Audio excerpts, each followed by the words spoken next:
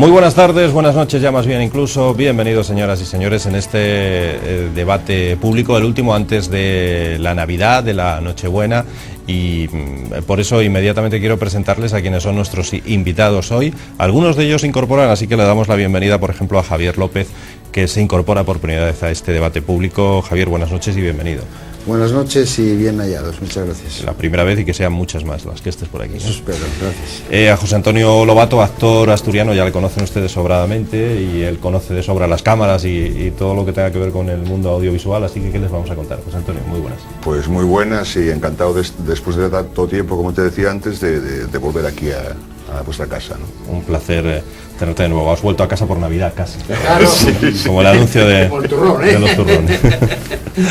José María Casillas es profesor de universidad. José María, muy buenas. Un abrazo muy cariñoso a todos. Igualmente.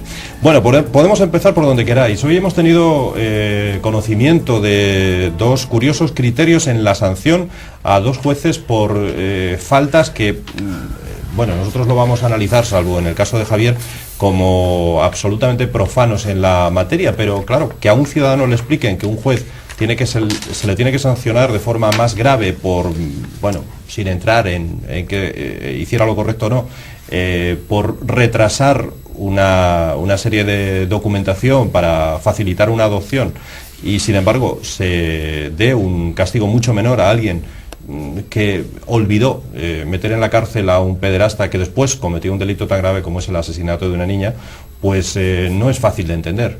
Supongo que en eso están ustedes de acuerdo y no sé si los juristas como Javier también están de acuerdo o no. Javier, ¿qué opinas de eso? Bueno, vamos a ver, en primer término quisiera reiterar mi agradecimiento por poder participar en esta tertulia donde existen opiniones muy distantes y distintas, pero siempre en un ambiente constructivo.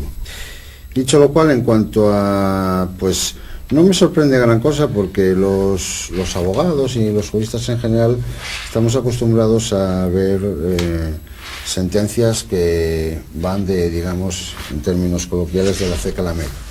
En cuanto al asunto de la adopción, pues para mí es acertada la sanción que se ha impuesto al juez, por cuanto una de las premisas de las que debe partir todo juzgador es de alguna manera desprenderse de su ideología propia, de sus prejuicios propios, para de ese fin resolver el caso. Y por lo que yo no conozco nada del asunto, pero bueno, por los indicios que se desprenden parece ser que no fue así, de forma que le han condenado por retrasar de forma maliciosa la resolución de este caso, siguiendo sus criterios particulares o personales o sus creencias al respecto.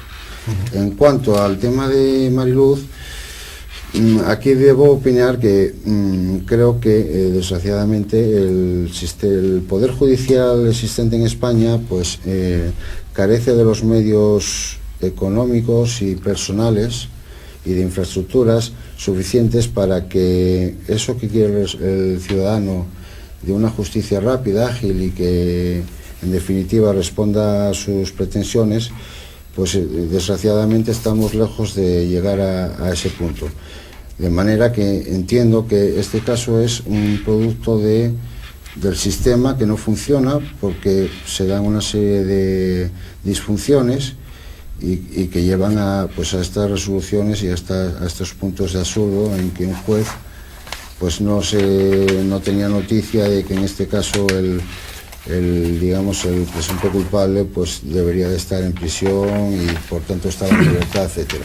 Son disfunciones que afectan al sistema y esas disfunciones pues de alguna manera el único poder que puede remediarlos es el poder legislativo mediante las correspondientes leyes y el poder ejecutivo pues con las correspondientes partidas presupuestarias. Sí. De todas formas, yo quiero decir que las consecuencias son terribles, o sea, de esa falta de medios de la que tú hablas, ¿no? Y que hablamos sin ninguna duda, o sea, porque esto es tan delicado pues como la sanidad casi, ¿no? Es decir, pues en este caso la consecuencia es el fallecimiento de una niña, el asesinato de una niña menor. Desde luego, en consecuencia entiendo yo como guiado por el sentido común, que dado que hablamos de asuntos muy serios y que afectan a las personas, incluso la vida de las personas, se hace más urgente, si cabe, pues el remediar esas situaciones que a fin de cuentas son cuestiones puramente económicas, de una mayor dotación presupuestaria. Luego, no sé si quieres No, sí, bueno, estoy de acuerdo con él, en el sentido, lo que pasa que, bueno, yendo como decíamos, hablábamos antes al germen del problema, bueno, aparte, yo creo que aparte de esas dotaciones presupuestarias y tal, yo creo que incluso con los pocos medios que existen actualmente, yo creo que se están también infrautilizando. Pienso que se podría, en determinados casos, dependiendo de su gravedad, yo creo que se podían tomar decisiones a más corto plazo, ¿no? Y no permitir que un pederasta que se había demostrado y estaba condenado, porque por lo visto había abusado de su hija de 5 años reiteradamente durante un tiempo muy largo, pues que esté en la calle ese hombre, a mí me parece, quiero decir, puede crear hasta un sentimiento de indefensión por parte del ciudadano, ¿no?, que ocurran estos casos. Había una sentencia, pero no se ejecutó, se tardó 2 años claro, en ejecutarla, ¿eh? Entonces, bueno, evidentemente yo no te quito la razón, sino sí, que digo que... No, sí, estamos de acuerdo. Ciertamente en la práctica forense muy a menudo acaece que pues los expedientes no dejan de ser un conjunto de papeles que ahí están y nadie se da cuenta del trasfondo que tienen esa serie de expedientes. De manera que, claro, y de igual que esta manera, que es en un extremo grave, pues también se dan otra serie de injusticias en la práctica diaria que redundan en perjuicio, en detrimento de los ciudadanos. En este caso, pues es sumamente llamativo por el fallecimiento de la niña. Pero sí, de alguna manera sí te doy la razón en cuanto a que existe también ya pues una mala costumbre, digamos, en cuanto a dejar actuar, dejarse llevar un poco por la dinámica de la inercia como cómoda. Una cierta dejadez, sí. José María. Bueno, hombre, pues yo tengo que empezar confesando aquí públicamente que soy de ciencias, lo cual me descoloca un poco. También es cierto que y curiosamente, por una experiencia que además fue muy agradable, haberse hecho y muy sorpresiva para mí, pues fui invitado a 14 o 15 años a dar unas clases en la Facultad de Derecho sobre temas de criminalística, en realidad, porque teníamos, como ya comprenderéis, una serie de puntos comunes con alguna serie de aspectos ahí de interés, todo el tema de las drogas, el tema de los venenos, en fin, hay un montón de cosas ahí, la identificación de la persona por DNA. Esto, claro, ahora pues ya lo vemos en todas las series de televisión, pero hace 14 o 15 años era bastante extraño. Bueno, pues, hombre, yo quisiera discrepar respetuosamente, claro, en lo que planteabas tú de la sentencia esta relativa al juez Calamita. Yo no digo que, claro, tengo que reconocer también que efectivamente un juez tiene que, faltaría más, tiene que ajustarse a la legislación que está vigente, eso está claro, es decir, no puede dejarse llevar esencialmente de sus opiniones personales, esto está claro. Pero también yo creo que claro, que viene a proteger en ese caso de la adopción siempre, yo creo que es la parte más débil, que es el niño. Entonces, está claro. Yo os digo esto porque recuerdo unas charlas que teníamos allí en estas sesiones de verano de, ¿cómo se llama, hombre? De esto que lleva López Costa, los cursos de verano. Sí, los cursos de verano de la Granda, que se planteaba este tema y había mucha... Ciertamente, no había algunas personas de derecho, pero hay que reconocer también que la mayor parte eran médicos y eran gente de este ámbito, ¿no? Y ellos pues se encontraban con que realmente el chico pues podía estar, evidentemente, lo ideal realmente es que tenga la compañía y la asistencia del padre y de la madre, ¿no? Que eso, pues en fin, era lo deseable. Luego, claro, hay que reconocer que en el mundo de derecho, pues ya nosotros de ciencias y lo vemos con otra óptica, una óptica muy estricta, que es que 2 por 2 son 4, con la regla de cálculo que utilizábamos cuando no había las calculadoras estas electrónicas, pues era 3,99 o 2,1, tampoco es tan exacto todo esto. Pero nos sorprende un poco esta disparidad de sentencias, incluso en casos muy similares. Bueno, esto yo creo que es bastante frecuente también. Y nos llama la atención algunas otras cosas más. Por ejemplo, el tema del fárrago administrativo que suponen algunos expedientes.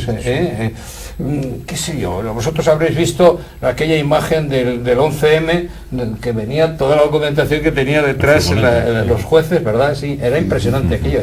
Yo no sé, no es raro que haya un sumario de 20.000 páginas, tampoco es infrecuente, ¿no? Es una cosa y esto yo no sé, yo creo que habría que obligar a quien llevase la instrucción a destilar esto un poco, es decir, bueno, muy bien, todo el material que usted ha utilizado, que sea el acopio de material que suministra la policía, y lo otro y tal, es esto. Pero destine usted esto en 400, 500 páginas, hermano, porque es inabordable. Además parece que no existieran medios informáticos, claro, ¿no? claro, cuando la sociedad hoy en día sin la informática no va a ser ningún sitio. Es cierto también, y esto que creo que estamos todos de acuerdo, en que lo que tú comentabas con muy buen criterio, y bueno, tú lo padeces, no solamente lo comentas, la falta de medios, estos medios... por ejemplo, eso, todos los mecanismos de informar, las fotos que se ven de cómo están muchas veces los juzgados, eso, son aterradoras, ¿no? Los expedientes.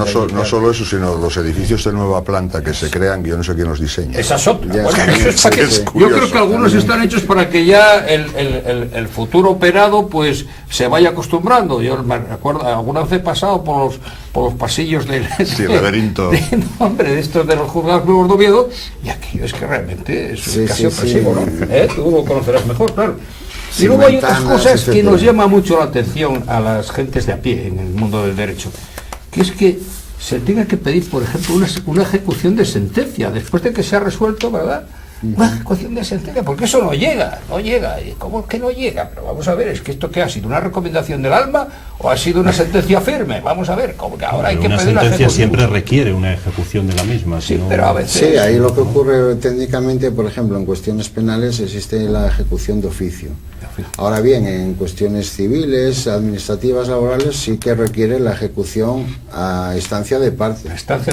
Cuando, bueno, pues sí, eso podría ser uno de los puntos a reformar en su momento, en todos los ámbitos jurisdiccionales, establecer una ejecución de oficio, que agilizaría los trámites. Civiles, yo creo que era... Yo desde luego eso, pienso que la reforma de la justicia a día de hoy tampoco sería necesario desembolsos económicos muy notables, ¿no? Simplemente dotarlo, pues eso, de las nuevas tecnologías, de internet, de manera pues que esos tomos que abultan tanto y que ocupan tanto espacio, que a fin de cuentas la inmensa mayoría de los papeles son diligencias de notificación, son papel paja, pues se podría reducir todo pues muy hacer una labor de síntesis, ¿no? Para a un pequeño CD que cada parte pues lo pudiera ver lo sustancial del pleito en cuestión, ¿no? De la litis en cuestión. Lo que pasa, pues eso, ahí falta voluntad política de resolver eso, y eso agilizaría mucho cualquier procedimiento.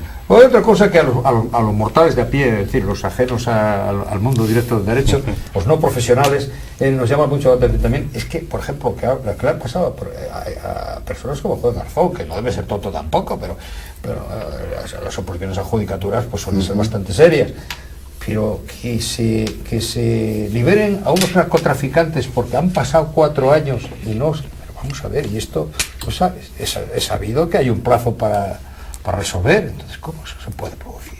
Pues es algo espeluznante, ¿no? Eso tiene poca explicación, salvo que pues evidentemente se han dejado esos 4 años sin resolver y no se ha seguido con la instrucción, y bueno, pues en el caso del juez Garzón parece que anda bastante ocupado en otros ministerios, otras cosas, ¿no? Claro. Tenía más tareas, claro. Y bueno, ya, porque has tenido la prudencia exquisita. Te estamos sometiendo a una... No, profesional, no, al revés. Esto va precisamente en sentido completamente contrario. Es decir, lo que comentábamos, Otirreco, ¿verdad? Sí. Cuando decías esta disparidad también en el tratamiento de los profesionales de la justicia, el tema, por ejemplo, que tú comentabas, Otirreco, que creo que, en fin, no quieres sacar aquí a lo mejor por una cosa ya de no resolver problemas que os afectan más directamente, pero que yo creo que tenemos la obligación de decirlo, que el distinto trato que tienen, por ejemplo, en las distintas comunidades autónomas los abogados de oficio, ¿verdad? Eso yo creo que merece la pena ponerlo sobre. Y quién mejor que yo no sé si estará en el orden del día, digamos, entre comillas. Bueno, estábamos hablando de justicia, así que podemos mencionarlo. Bueno, pues yo que soy letrado, abogado, pues no puedo por menos que extrañarme de esto, efectivamente. Por ejemplo, se sabe que en Asturias los abogados están adscritos al turno de oficio. Hombre, por ahí los baremos de honorarios que se perciben, pues en algunos casos concretos pueden estar más o menos aceptables, pero claro, cuando puedes decir que un divorcio con toda la tramitación, todo el tiempo que lleva, pues se puede cobrar del orden de 300, no más allá de 400 euros, pues claro, la gente eso lo desconoce. Es decir, que en definitiva hay cantidad de procedimientos que no son penales y que lo llevan los letrados del turno de oficio, que llevan mucho tiempo, llevan muchas entrevistas con los clientes, etcétera, etcétera, y que están, vamos, retribuidos, pero míseramente.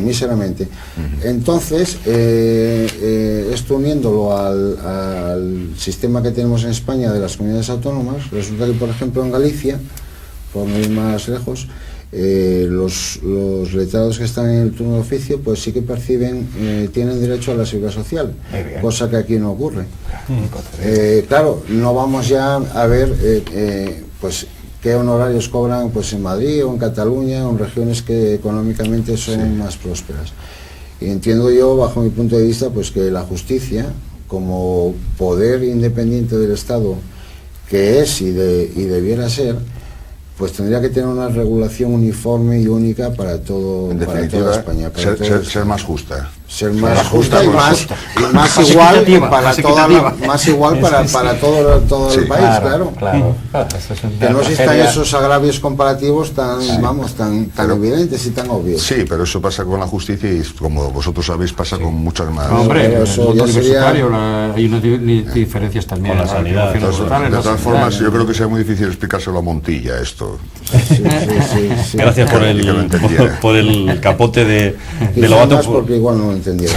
No, nada, porque así cambiamos de asunto y nos vamos a otro de los temas del día. Verán, les pongo un antecedentes. A esta hora de la tarde-noche, o hace muy poquito, el presidente Areces, ha sido su turno, después de que por allí han ido pasando diferentes presidentes de las diferentes también comunidades autónomas españolas, pues se ha debido reunir con Zapatero. Sobre la mesa la nueva financiación, propuesta sobre todo por regiones más ricas como Cataluña, recogida en su estatuto, que habla de, bueno, pues eso, reformar esa financiación y que algunas regiones como Cataluña reciban más.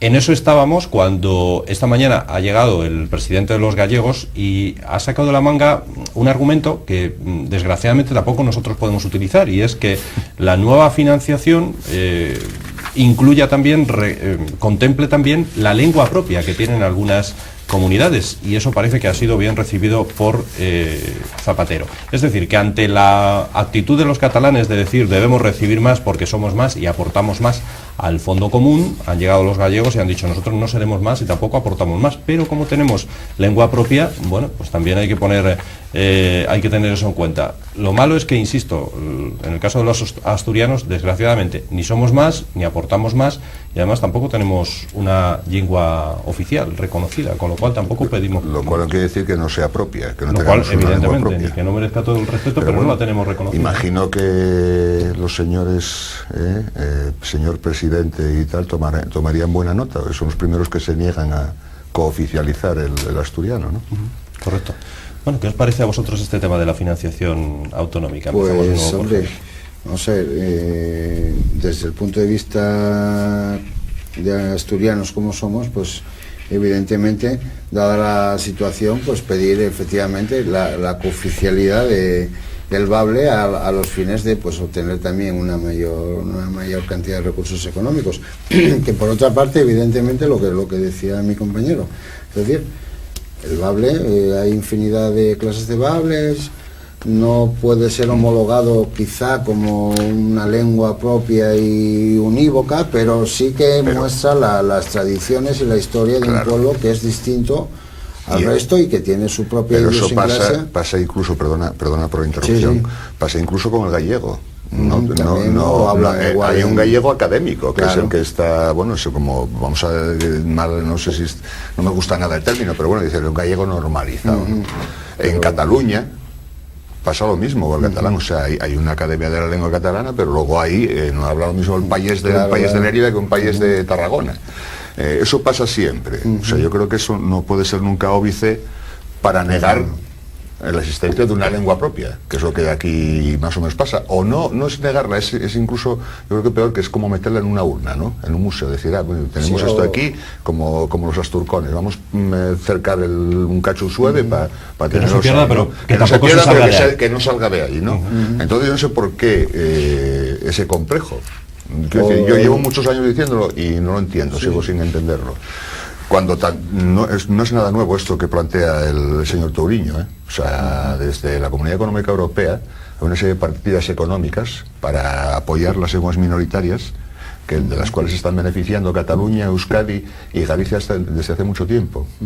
Claro, en Cataluña, Galicia y Euskadi hay lenguas cooficiales, o en algunos casos más oficiales que el castellano, que eso tampoco me gusta a mí que ocurra. Vamos a ver que yo creo que dos lenguas pueden convivir perfectamente. Claro, sin predominio de una sobre la exactamente, otra. y evidentemente no vamos a ser tan estúpidos como para negar un idioma tan rico como el castellano, que es nuestro idioma también. O sea, yo no quiero radicalismos ni los admito en este tema. Ahora, lo que no quiero tampoco es que se deje morir una lengua que es nuestra y que forma parte de nuestras señas de identidad culturales. Claro, por supuesto, yo estoy totalmente de acuerdo contigo. Es decir, si tiene que ser cooficial, pues tiene que ser cooficial, pero de alguna manera hay que hacer que esa lengua y esa identidad peculiar del alma asturiana perdure durante el curso de los tiempos. Y esté viva, y que esté viva y se hable y se comente. Se habla, porque la realidad es que el bable se habla. Basta con ir a cualquier pueblo para ver que se habla un bable normalizado en cualquier pueblo por ahí. De manera que lo que hay es que a instancias oficiales parece eso, pues lo que bien que se les da complejo o vergüenza de que ahora hay una razón más, ahora puede haber una razón más para hacer cooficial. Sí, puede haber una razón económica. Sí, pero igual ahora se lo piensa mejor, porque cuando entra la economía por el medio ya sabéis que de repente... Claro, ahí está. Yo, por eso, si me permitís, yo en que esto soy un poco discrepante, la verdad sea dicha, ¿no? Y voy a deciros por qué, porque no es una cosa de capricho.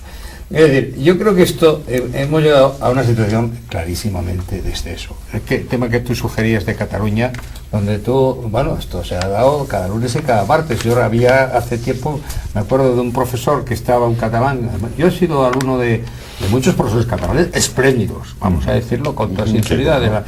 Soy la primera promoción de geología de aquí. Y eran todos gente que venía de Cataluña y con una formación fantástica, con una gente delicadísima, y en fin, sin tacha de ninguna clase y todo lo contrario. Es decir, gente verdaderamente distinguida y profesional. Ahora, ¿qué es lo que estamos viendo con el tema de las autonomías? Esto yo creo que es una cosa evidente del estado de las autonomías, una de las que tiene sus partes positivas y sus partes negativas. Cuando uno se ha defendido el tema de las lenguas estas vernáculas por la vía cultural, fundamentalmente. Es un patrimonio histórico, no sé qué, no sé cuánto, tal, bien, madre. Pero resulta que, claro, vamos al otro aspecto. Es que resulta, como vemos ahora, que la palanca fundamental es la económica. Estamos viéndolo ahora. ¿Por qué no hacemos eso? Para sacar más perras. Que este es el tema. Los datos que tenía, no sé si son absolutamente correctos, pero quiero recordarlo, tengo ya con los años bastante pérdida de memoria, pero me parece que sí le tengo bastante ajustado, del presupuesto que tenía la Generalitat, excluidos incluso los cursos a funcionarios, que no debe ser broma tampoco. En el año 2007, es decir, el anterior a este, eran 160 millones de euros. Se multiplica por 166,4 y la verdad es que la cifra es escalofriante, ¿eh? Este es uno. Luego, vamos a ver, hay cosas, yo recuerdo, en el plan de los excesos, de esos excesos, recuerdo un profesor catalán, insisto, que en la Universidad de Barcelona, que se había marchado a Inglaterra, en fin, a especializarse en una serie de campos que tenían interés, vuelve a dar una conferencia a la universidad y le dicen, y se pone a hablarla en castellano, en español, y le dicen, no, usted la tiene que dar en catalán o en inglés. Es que lo que dices tú, eso me parece. Mira, yo me acuerdo, vamos, inaceptable, vamos. Fui diputado regional aquí, como sabéis, la primera legislatura, y este tema salió allí. Bueno, a mí me parece muy bien. Oye, que estaba entonces en vivo don Emilio Larcos, que para descanse, que dirigía un montón de tesis, y digo yo, claro, evidentemente eso es una cosa que no se puede perder, es decir, que se produzca una serie de tesis sobre los distintos bables, porque además es que son distintos, sí. Es la realidad pura y dura. Como pasa también con el euskera, es decir, que lo que está pasando, por ejemplo, ahora mismo en Bilbao, estuve un año destinado allí, pues es que el pescador que salía del Ekeitio y que pasaba 8 meses en la mar, no entendía al tío de la Academia de la Lengua Vasca, porque es que aquello era, pues era un pastiche de laboratorio que había fumado. Es decir, era un vino de cooperativa que hacen con mezclando, claro, con lo cual estropean todos los vinos originales. Entonces, ese es otro aspecto a tocar. Es decir, que lo bueno de esta casa, que es muy receptiva, y yo tengo la alegría de haber encontrado aquí a gente de versiones políticas y culturales completamente distintas, y nos acogen a todos muy bien, y además aquí nos llevamos porque tenemos un moderador magnífico. Pues, hombre, esto también se lleva, ¿no? Está invitado a lo que quiera. Quiero decirte que, perdóname pero es la verdad, es que es la verdad también, que es muy tolerante. Pues hay que mirar una parte y la otra, una parte y la otra. Entonces, claro, fíjate tú dónde estamos cayendo. Estamos diciendo que efectivamente por ahí podíamos sacar perras. Es que es lo que han visto también mucha gente de la Academia de la Lengua de aquí. O sea, vamos a ver, oye, si esto es una cosa que ya está inventada, ya lo han hecho en el País Vasco, lo han hecho los catalanes, lo amartillaron los gallegos, que tiene mucha gracia, porque sabéis que esto lo fomentó Fraga y después se desarrolló y Dios echa las manos a la cabeza. Y yo recuerdo, estando estudiando farmacia entonces en Santiago, en el hotel, haber visto, que a mí me impactó terriblemente, Los Intocables en gallego. No una novela de Rosalía de Castro, no, Los Intocables en gallego. Tú imaginaros un gángster de Chicago falando galego, Estoy diciendo, no, ponme un whisky, Sam, bótame un piño. Bueno, hombre. Terrible. Yo me acuerdo que cuando se planteó este tema aquí estoy hablando hace 20 años, claro, en la Diputación, no, en la Junta del Principado, pues estaba, claro, había el mismo debate que tenemos ahora aquí. Todavía no estaba tan aclarado por las consecuencias como lo vemos ahora. Y yo les dije, claro, había pasado ya por ese tema de Santiago, y les dije, pero bueno, vamos a ver, vosotros os imagináis al comandante Costó saliendo a la cubierta de la Caliso y diciendo falla un cutu que escaraballa la pellilla. Entonces, claro, aquello fue una carcajada general. Dije, bueno, pues ya está, asunto liquidado. Que claro, es que es tremendo, ¿no? Bueno. Y claro, no llegar sobre todo a esa aberración brutal de Cataluña, de prescindir del castellano, que es una locura. Voy a completar, con tu permiso, José María. No, yo estoy ciertamente en esa línea también, es decir, de moderación. Claro. Yo creo que como asturianos que somos, pues simplemente se trata de defender y tratar de conservar y que perduren nuestras instituciones, nuestro patrimonio cultural, que abarca desde un orbe a los paisajes, a los osos pardos, al salmón y al idioma. Como la suerte de tener una lengua. Que eso hay que unos caracteres propios, efectivamente. Incluso hasta el alma asturiano, que es muy fabuloso. Ahora bien, yo estoy convencido de que, por ejemplo, ese papanatismo que tienen los catalanes económicamente es perjudicial para ellos. Yo estoy seguro de que hay estudios financieros y económicos que demuestran que de 15 a 10 años para acá se ha llevado mayor número de inversiones, por ejemplo, Madrid, que es un sitio donde acogen a todo el mundo sin ningún tipo de prejuicio, y son gente emprendedora, al igual que los catalanes, simplemente porque en Cataluña hay el obstáculo del catalán, que impide, pues... Pero claro, ahí es donde no podemos llegar nunca. Claro, o sea, a usar un instrumento que sirve para que las personas entiendan como un elemento excluyente. O sea, eso es una contradicción muy grave. Y eso pasa, en autonomías donde tienen un idioma cooficial como el catalán. Pasa que hay chiquillos que no conocen el castellano, que de repente salen de la escuela y es que no saben, les cuesta un trabajo terrible hablar en castellano. A mí eso me parece terrible. Me parece terrible que el Teatro Nacional de Cataluña pues no se representa a los clásicos del siglo de oro, precisamente porque escribían en castellano. O sea, eso es una aberración. Eso no quiero que aquí ocurra. Lo que tampoco quiero que ocurra es que pase lo contrario, que se pierda una lengua que es nuestra, que queramos o no, y a pesar de que haya mucha gente que diga lo contrario, hay una literatura ahí detrás que la avala. Hay una gramática también, evidentemente es muy variada. Hay, o sea, de momento se divide en tres bables, el occidental, el central y el oriental. Bueno, pues hay más, yo creo que hay más. Sí, hombre, porque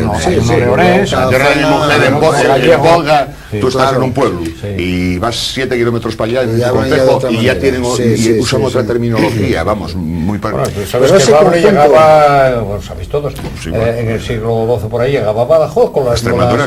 Bueno, si tú escuchas el Castuero, el Castuo, y de unas partes comunes y el norte de Portugal, Miranda, la transhumancia del ganado bajaban, por la ruta de la plata, se extendió por toda la zona de Ponferrada por ahí hasta. Yo pienso, retomando el asunto del catalán, que yo creo que los propios catalanes, pues ahora que se están formando, bien sea a nivel de bachillerato, universidad, etcétera, cuando tengan que contactar con el resto de los ciudadanos de España, incluso a nivel de inglés, tienen notables o sobresalientes carencias porque no saben expresarse correctamente en castellano. El problema es que, ¿sabes? Indudablemente. A judicaturas, a registros de tal, se marchan a otra provincia para poder, en fin, ponerse un poco al día en este tema. Ahora, yendo, si permitís, al tema de las financiaciones de las autonomías muy rápido, José María, que estamos ya casi fuera de tiempo. No, ya está. Simplemente decir que, hombre, a mí lo que me llama la atención es la forma. Es decir, invitarlos allá a la Moncloa y tal. Y claro, noto una diferencia importante. A algunos se les invita a comer y otros se les invita a tomar el té, y me parece que tienen que llevar las pastas debajo del brazo, porque claro, es que eso llama la atención, habiendo un Senado, habiendo la posibilidad de reunirlos allí y decir, bueno, no vamos a decir que, no decimos que esto tiene que ser la Cámara de Representación. Pero además, José María, es que todos los que salen de allí salen contentos y es imposible que a todos se les pueda contentar. Es que esto es como lo que decía aquel que llamaba a la puerta y decía, mire, es que soy el butanero. Dice, anda, pasa que tienes una labia.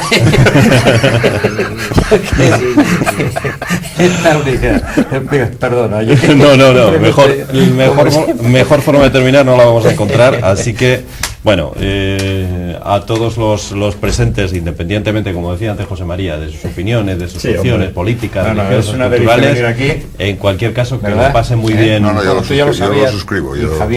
Siempre un espíritu constructivo. Muy abierto y muy abierto y tolerante. Tenemos un nuevo contertulio para mucho tiempo, ¿no? Sí, ojalá que sí. Muy bien. Las tormentas de ideas siempre son buenas. Sí, es de donde surgen.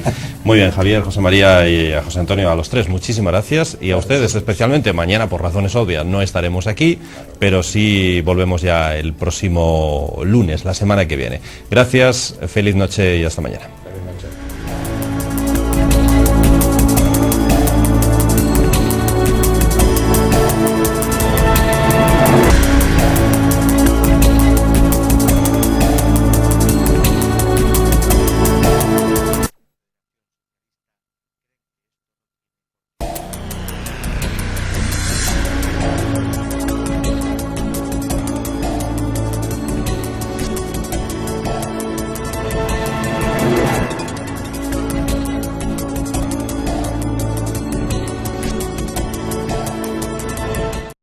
Una de las premisas de las que debe partir todo juzgador es de alguna manera desprenderse de su ideología propia, de sus prejuicios propios, para de ese fin resolver el caso. Y por lo que yo no conozco nada del asunto, pero bueno, por los indicios que se desprenden parece ser que no fue así, de forma que le han condenado por retrasar de forma maliciosa la resolución de este caso, siguiendo sus criterios particulares o personales o sus creencias al respecto.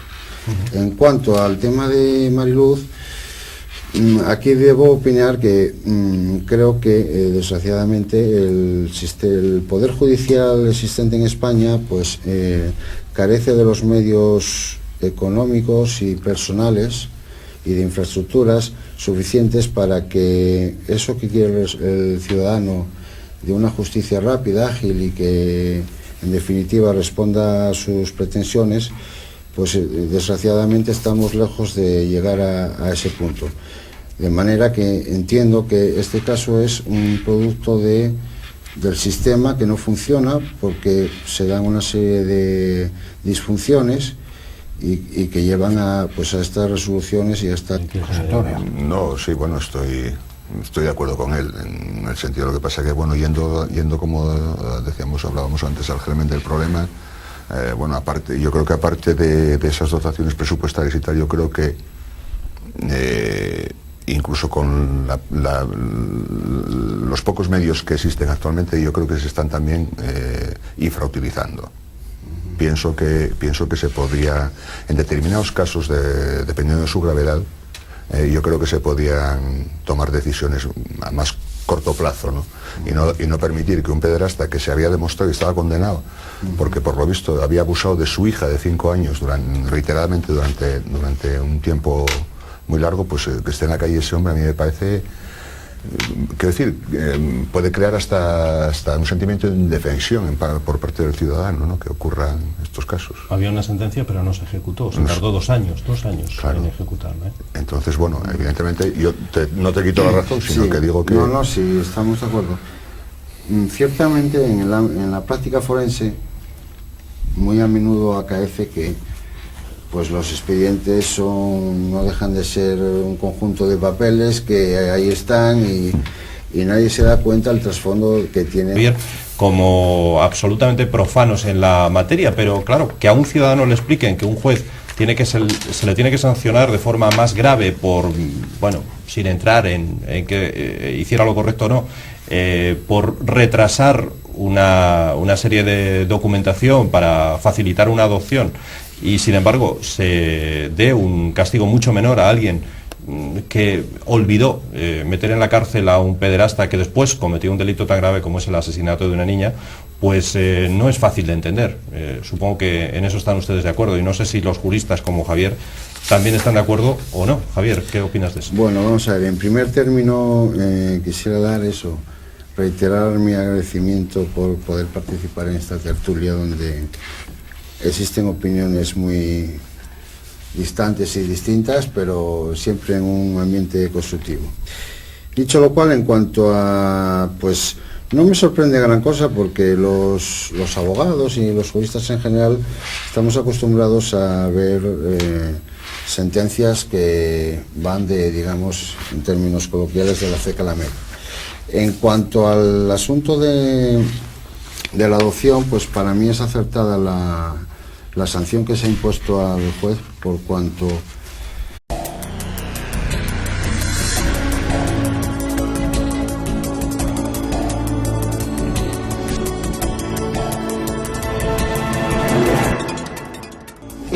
Muy buenas tardes, buenas noches ya más bien incluso. Bienvenidos, señoras y señores, en este debate público, el último antes de la Navidad, de la Nochebuena, y por eso inmediatamente quiero presentarles a quienes son nuestros invitados hoy. Algunos de ellos se incorporan, así que le damos la bienvenida, por ejemplo, a Javier López, que se incorpora por primera vez a este debate público. Javier, buenas noches y bienvenido.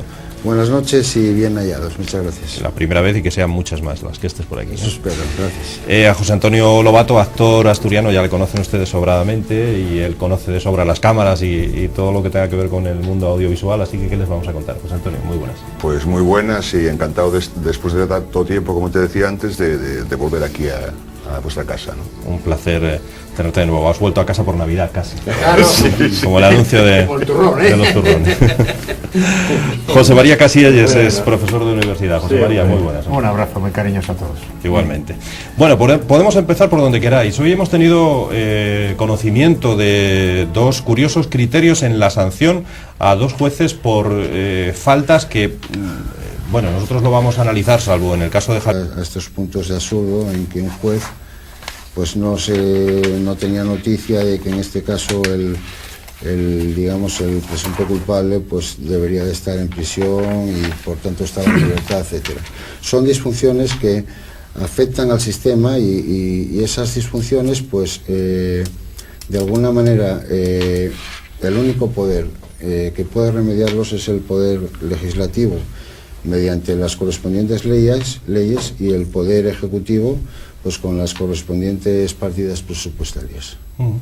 Sí. De todas formas, yo quiero decir que las consecuencias son terribles, o sea, de esa falta de medios de la que tú hablas, ¿no? Y que hablamos sin ninguna duda, o sea, porque esto es tan delicado pues como la sanidad casi, ¿no? Es decir, pues en este caso la consecuencia es el fallecimiento de una niña, el asesinato de una niña menor. Desde luego, en consecuencia entiendo yo como guiado por el sentido común que dado que hablamos de asuntos muy serios y que afectan a las personas, incluso la vida de las personas, se hace más urgente si cabe pues el remediar esas situaciones que a fin de cuentas son cuestiones puramente económicas, de una mayor dotación presupuestaria. Luego, no sé.